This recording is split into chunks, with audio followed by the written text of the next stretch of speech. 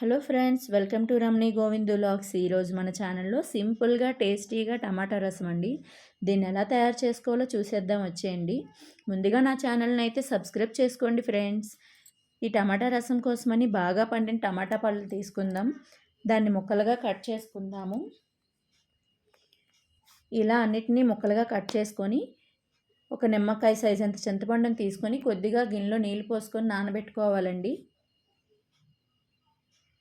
ఇప్పుడు ఈ ముక్కల్ని చిన్న మిక్సీ జార్లో వేసుకొని కాస్త బరకగా మిక్సీ పట్టుకోవాలి. ఒక గిన్నె తీసుకొని మనం మిక్సీ పట్టిన పేస్ట్ని వేసుకొని కొద్దిగా నీళ్లు వేసుకుందాము. ఇప్పుడు ఈ టమాటా ప్యూరీలోంచి పిప్పిని మొత్తం తీసేద్దామండి. టమాటా తొక్కులా ఉంటే బాగుండదు, దానికోసం ఆ పిప్పిని అంతా సపరేట్ చేసేద్దాము.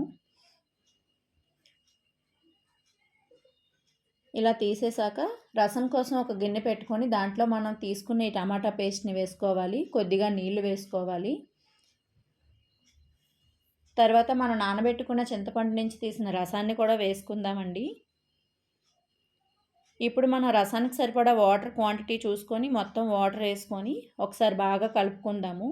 దీనిలో కాస్త ఉప్పు, రాళ్ళుప్పు అయితే ఇంకా బాగుంటుందండి. కొద్దిగా ఉప్పు, కొద్దిగా కారం, పచ్చిమిర్చి 3 వేసుకొని ఒకసారి బాగా కలిపి మరగనివ్వాలండి.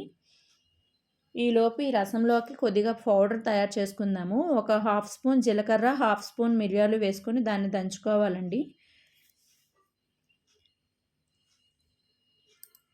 చూసారా ఎలా పౌడర్లా అయింది కదా. దీనిలో కొన్ని వెల్లుల్లి రబ్బలు, కొద్దిగా కరివేపాకు వేసుకొని కాస్త కచ్చాపచ్చిగా దంచుకోవాలండి.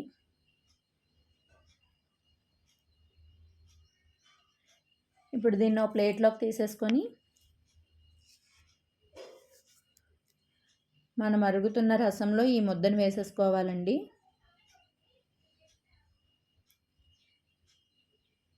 దీంట్లో కొద్దిగా కొత్తిమీర కూడా వేసుకొని మరగనిద్దాము.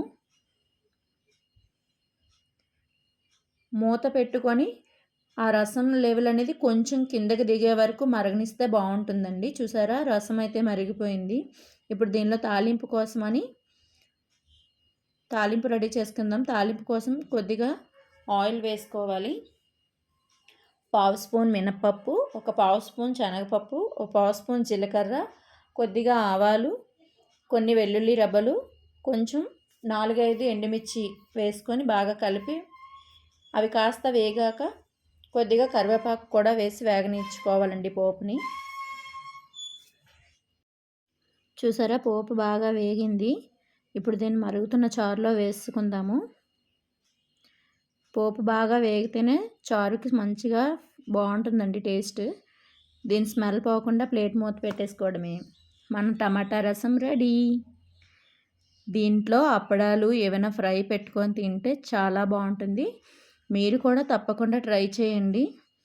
నేనైతే అరటికాయ ఫ్రై వడియాలు పెట్టుకొని తిన్నానండి, చాలా బాగుంది.